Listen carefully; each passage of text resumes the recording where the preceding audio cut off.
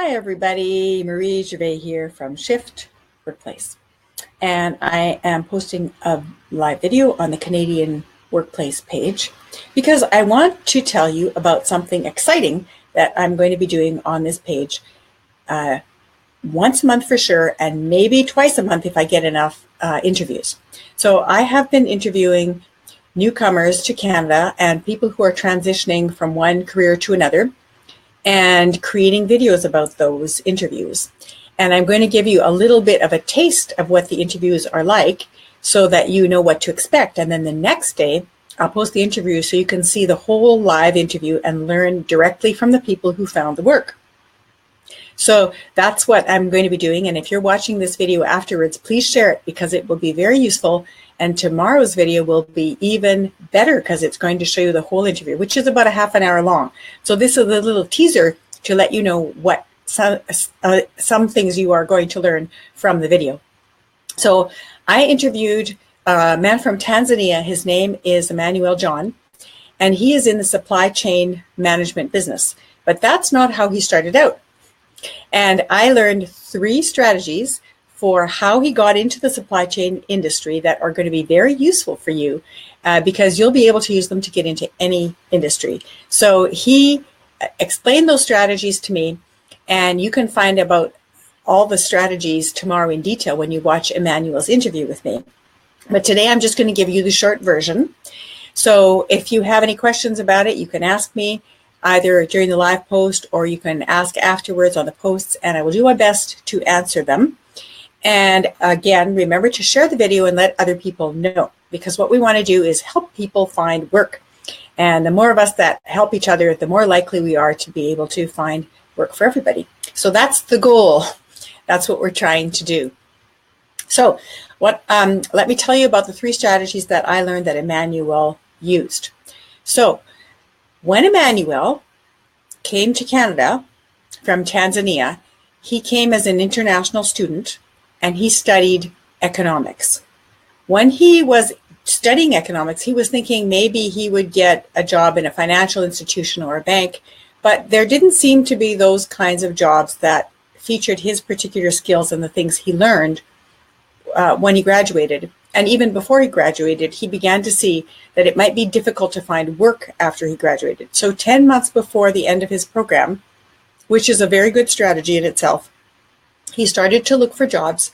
And he did that so that he could get familiar with finding work in Canada and as a practice run to get into the career he wanted to get into. So that was really smart. And you'll find out a lot of exciting stuff when you watch Emmanuel's interview tomorrow. But when he decided that he was ready to start getting into an industry, he looked around for something that had to do with a degree in economics, a master's in economics, and he couldn't really find anything. So he started to look for specific skills. And he's really good at math. He's really good at math modeling. And he thought, well, there must be some things that need logistics and math. And then it hit him. I know. I'm going to look in the supply chain and logistics industries and see if there are jobs that are looking for my set of skills. So here's the first strategy. I'm just going to put that strategy up so that you can see it. The first strategy that he has is to read lots of job descriptions.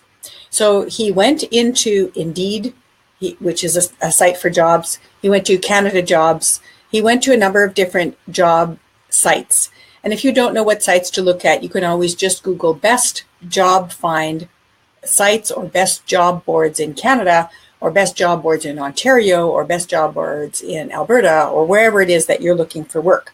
Look by country, by province, and by city, by region, and you will find some job boards. When you get into the job board online, then you want to look for the industry, and you also want, when you're in the industry, start looking for what kinds of skills people are asking for in the job descriptions. So Emmanuel started to look for what the skills were listed, and he thought, I can do this. So he made himself a list. On one side of the list, he had all the things he already knew how to do.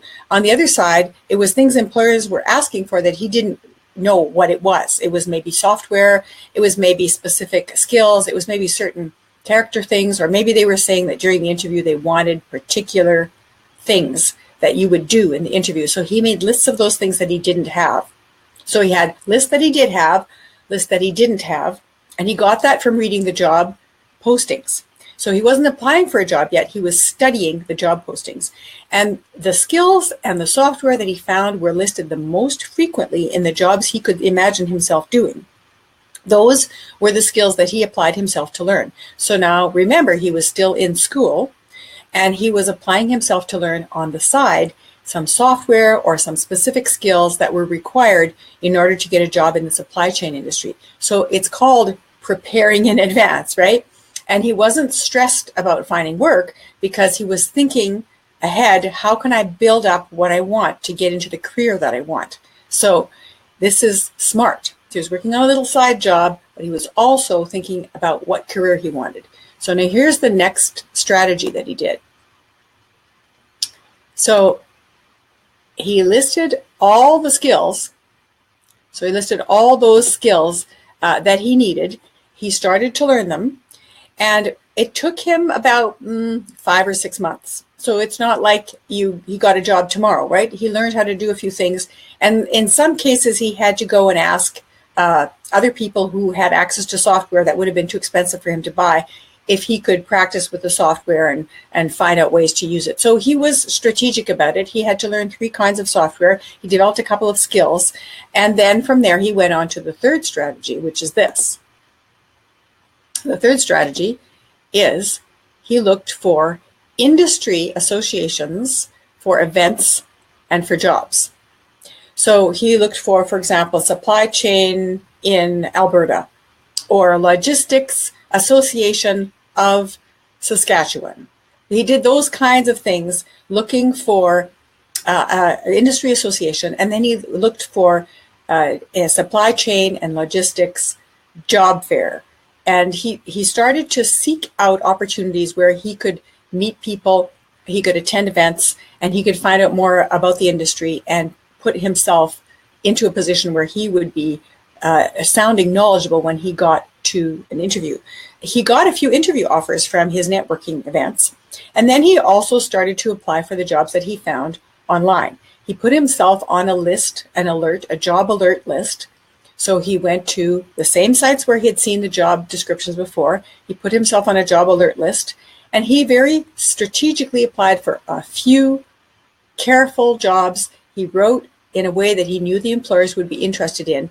And he used those new skills and the new software. He used all the keywords in it. And he got himself a number of interviews, and he ended up getting a very good job in the supply chain industry that paid extremely well. And so when he graduated, he already had a job. That's because he started when he was in school. Now, if you haven't come to Canada yet, of course, you could start before you come to Canada doing your research.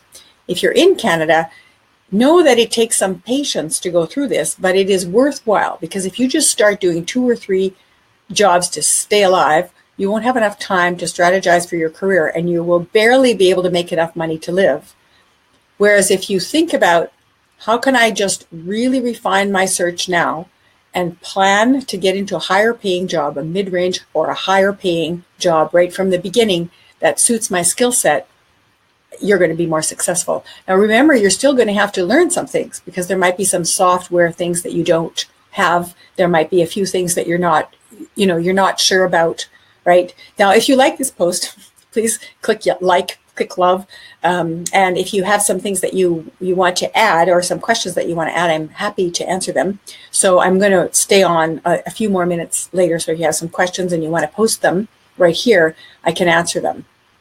So let me just see if I've covered all my points. Yes. So the industry associations was really important because they have events, and those events are things that are going to help you to get connected with people in the industry who are likely to recommend you for a job, or that you'll be able to approach for advice. So Emmanuel also said that there were 2 other things. I don't have these, I don't think, on my agenda, but I'm going to check and see if I do. But he's also said that there were 2 things that were really important for him to get work. And one was that he made a very big effort to be approachable and friendly. So he realized that when he was in Canada, it's about personality, and it's about whether they think that they're going to be comfortable with having you on the team whether or not you get hired. So the skills are important to prepare for, but when people are interviewing you, they have to like you. So he put a lot, he's a very likable person, as you'll see tomorrow when you look at the video, but he really put a lot of effort into making sure that he looked and sounded likable and approachable during the interview. And the second thing he said was really important was understanding what the Canadian workplace cultural expectations were. And I said, well, explain to me what you found out. And so he told me that one thing that he found out was a comparison. He's pretty good at making comparisons. So he said, in Tanzania, if you're applying for a job, you're going to give a really long resume that has a lot of experience so people can kind of know you and they feel like they're getting a letter from you. And then at the interview, they just ask you about your technical skills. But in Canada, it's the opposite. In Canada, the expectation is that you have a really short 1 or 2 page resume and that you come prepared to speak to all the things that you can do and how you can solve problems for the company at the interview. And it's at the interview that they get to know you. So he realized from doing his sleuthing around and going to industry associations and looking at the job descriptions and talking to people, he realized that there was this difference. And so he made sure that when he was applying for jobs that he was doing it in the way that the Canadian culture employers would be expecting it. Now, I said to him, if I were to go to Tanzania, what would I have to do differently? So he said, well, you'd have to completely redo your resume so that it was very personable and like a letter and where people could get to know you from the resume. And you'd have to come to the interview prepared to prove that you're technically competent. Is completely the opposite of what you usually have to do in a Canadian interview. So it was really interesting to talk to him. And if you watch the Canadian Workplace page tomorrow morning, first thing in the morning, you will see the full interview with Emmanuel John. Now, I think that it's really worthwhile to watch it because not only was he good at finding a very good paying job that used his skills, he also discovered a hole in the market that allowed him to create a business. And he's doing very well with the business as well. And it's a piece of the supply chain industry that he loves doing and that really uses his economics degree. So I think you're going to love looking at that. So those are the 3 strategies. So remember, I'm just going to do a quick reminder about those 3 strategies. So the 3 strategies are that he read lots of job descriptions, then he listed the skills that were required and the software and learned them. Then he looked for industry associations and events and joined them and networked there to look for jobs. And that's how he ended up getting into the industry, into a high-paying job instead of a low-lying survival job. And remember that he worked to be very personable and approachable, and he found out what the Canadian workplace expectations were in advance. So he was doing things in a way that employers were going to be more favorable towards hiring him. So the last thing I want to ask you to do again is to like our Canadian Workplace page, because we're gathering all the likes and we will at some point be having a big meeting to show you some of the stuff that we've got at Shift that's specifically for you. But right now, we're just doing these posts that we think are going to be helpful for you. So now, does anybody have any questions? So the people that are on the post live right now, do you have any questions or any comments about Emmanuel's strategy or something that you would like to know about? Because if you would, it will be posted live on here and people can see them and learn from them. So that's something that you could do. I'll wait another minute or 2 if you have any questions. And if you don't have the questions right during the video, you might like to post them afterwards and then I'll be able to answer them for you. So remember though, don't ask me to find you a job. Don't say, hey, Marie, can you find me a job? I can't find a job for 3,000 people every day. That's just not possible. What we do here is we post job find tips and strategies that are going to help you find work. So I can help you with your strategies, with the tips, or with an approach or answering a question. So that's what you want to target. Okay.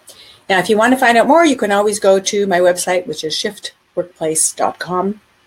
And you can look at some of the things that we have to offer under Canadian Workplace courses. You can also look at our videos and our posts under Career Builders, and you'll find some very useful free information. So enjoy that. And in the meantime, thank you so much for joining me today. I don't see any questions popping up right now. So we're just going to look for them later in the post. Make sure you share the video and like the page, and thanks very much for joining me today.